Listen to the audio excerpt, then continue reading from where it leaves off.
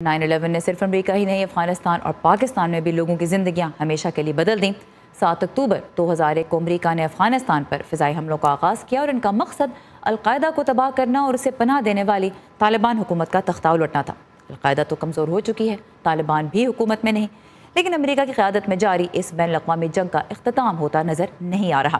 شہناز نفیس آج اس وقت میرے ساتھ ہیں۔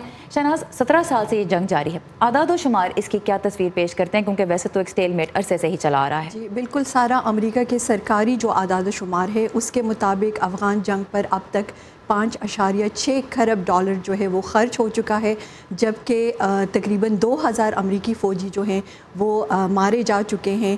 اسی طرح جو افغان شہری ہیں ان کی ہلاکتوں کی تعداد جو ہے وہ 1 لاکھ سے زیادہ ہے۔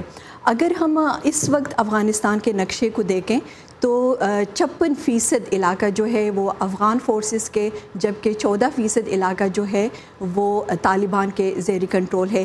30% علاقہ کہا جا رہا ہے کہ یہاں پہ افغان فورسز اور طالبان کے مابین لڑائی جو ہے وہ جاری ہے۔ یعنی یہ علاقہ اگر دیکھا جائے تو کبھی افغان فورسز کے کنٹرول میں چلا جاتا ہے، کبھی طالبان کے کنٹرول میں۔